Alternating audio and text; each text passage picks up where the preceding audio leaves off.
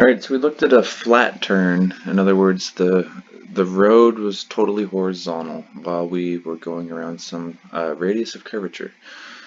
In this problem, we are banking the turn. In other words, the road is tilted at some axis, or at some degree, and we're actually going around a corner like this.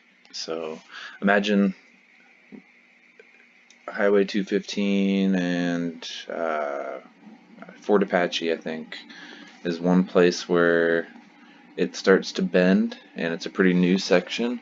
Well, there's a pretty good bank in the road right here.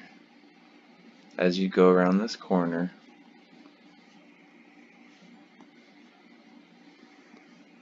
that's not good drawing. As you go around the corner, look over here. In this case, you're going from west to north, and the road has some pretty decent angle to it, and there's some speed that you can drive. I don't want y'all to try this, but if you do, I can't stop you. There's some speed you can drive in which you don't have to put any input in on your steering wheel. You can let go of your steering wheel and just go around the curve in a perfect, right between the lines. Like, here's the bumps and here's the bumps. You're going to stay between those lines perfectly, and no steering input needed. No steering input means that the frictional force here is equal to 0. So remember, we take turns in a vehicle, or anything going on a curved path. It is accelerating and taking the curve due to an acceleration, and that acceleration is always caused by something. On the flat curve, we saw that it was the force of friction. The force of friction was not 0. The force of friction kept us on that flat curve.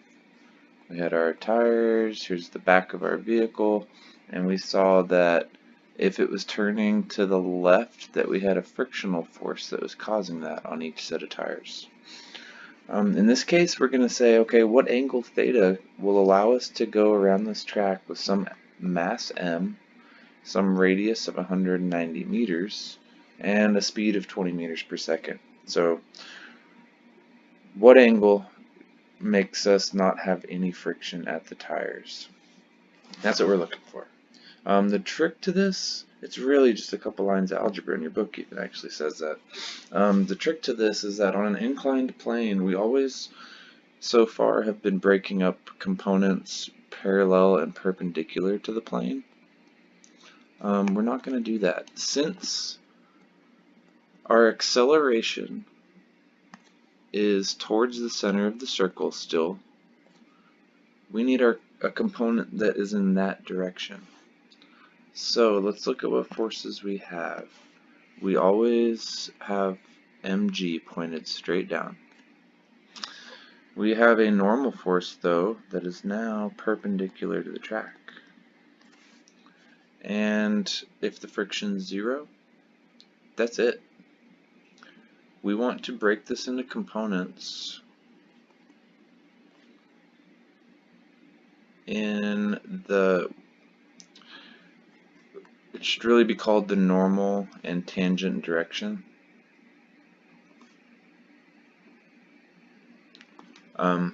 Your book doesn't refer to that, but in ME 242 we go over a lot more coordinate systems. This would be one where we use a radial direction or a normal direction, and then a tangential. So if you had some velocity going around this track, then that would be in the tangential direction. So you call this the tangential direction, and this could be your radial direction. It's also called your normal direction, depending on what coordinate system you're in. Now,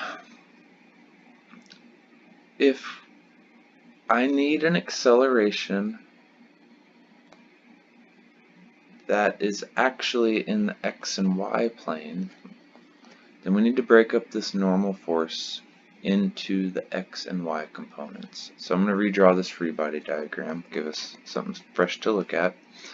We do have an incline, but don't get caught up on that. Just do your free body diagram. I drew the incline just so I knew to draw the perpendicular normal force like this. Now what we need to do is break this normal force into a component in the x direction and a component in the y direction. This makes a right triangle.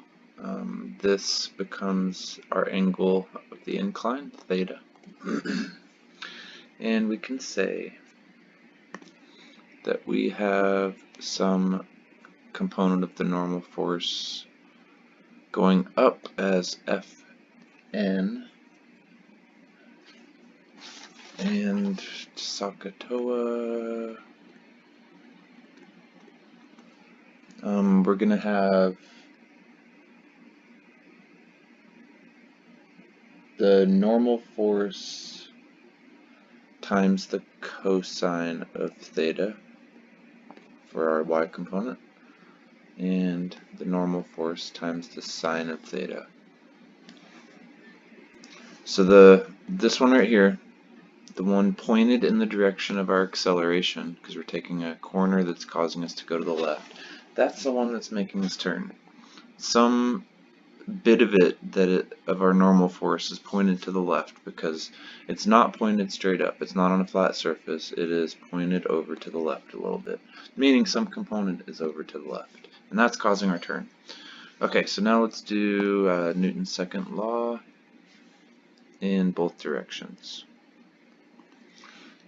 So let's go ahead and start with the direction of motion, let's say the x direction. I get the sum of the forces is equal to the mass times the acceleration. It's a centripetal acceleration. Don't need vector signs because it's components. And remember, centripetal acceleration is v squared over r. Now let's put our forces in. To the left we have this f sine theta, normal force times the sine of theta. And that's it. That's going to equal our mass times our v squared over r after we substitute in for the acceleration. I'll call that equation number 1. And we can't solve this just yet. We don't know the normal force, and we're looking for the angle theta. So we have two unknowns. We need one more equation. So always 2 unknowns equals 2 equations to solve it. If we have 3 unknowns, we're going to need 3 equations. So let's look in the y direction. Look in the y direction, I have the normal force times the cosine of theta going up. I have mg going down, and that equals the mass times the acceleration, but there's no acceleration up or down. It's not moving up the track, it's not moving down the track, it's staying at the same altitude or the same spot on the track. It's staying in its lane. How about that? So if you're in the middle lane on the highway, you're not moving into the left or the right lane on the turn, you're staying in the middle lane. That means this acceleration is equal to 0 right here. And we can say Fn cosine theta is equal to mg. Call this equation number 2. So that was the hard part, was knowing that we needed to break it up into components that are actually in the direction of our acceleration. Now, the rest is elementary, 2 equations, 2 unknowns, but we can solve this with a nice little trick. If I take 1 and divide it by 2,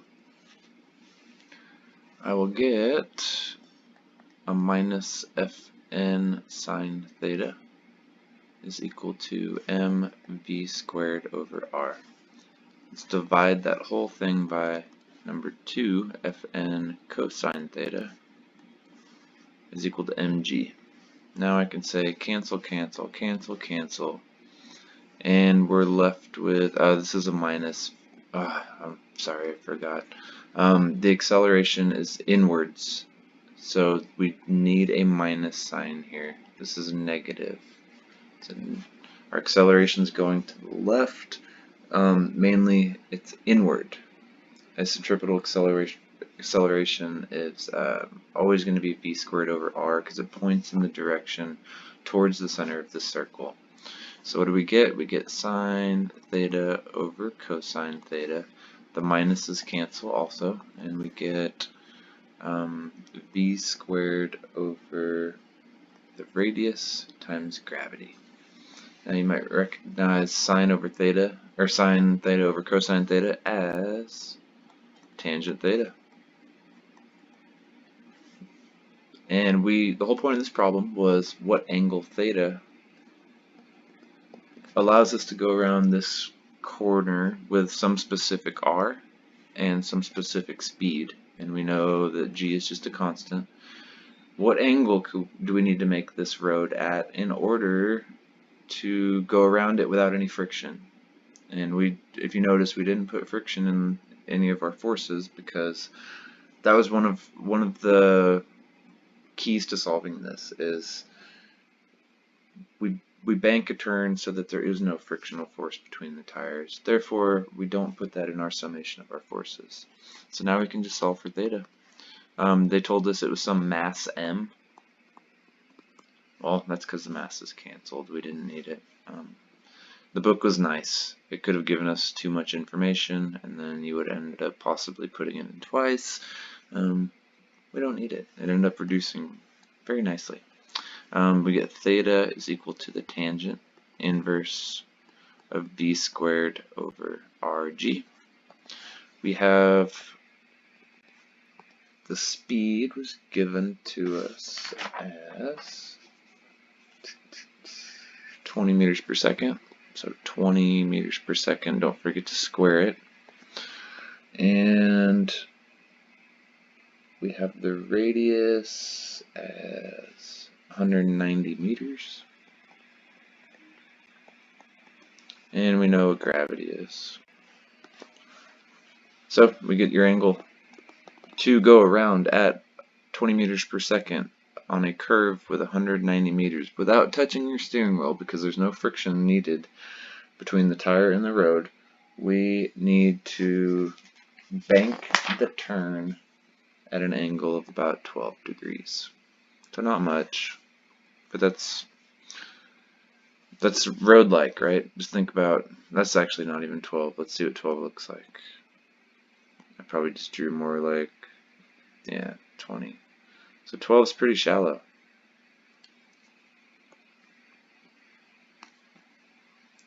Versus 0. Come on.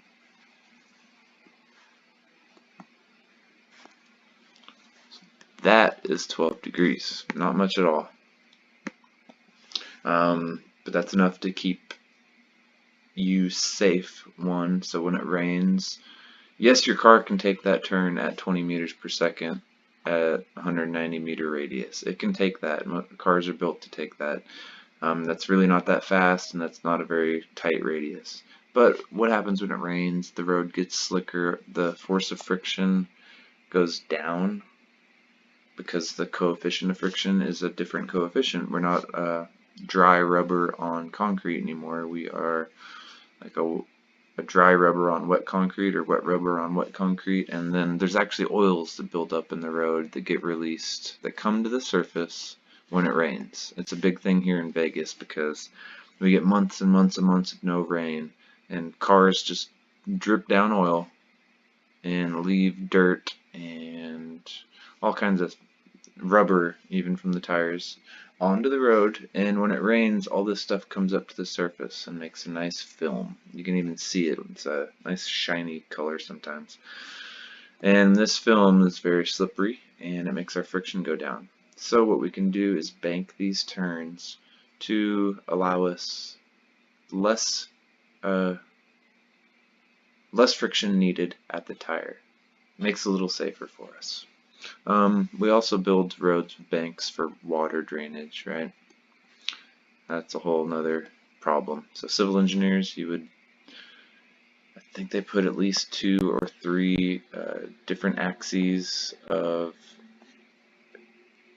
tilt on a road so that water can always drain. 12 degrees.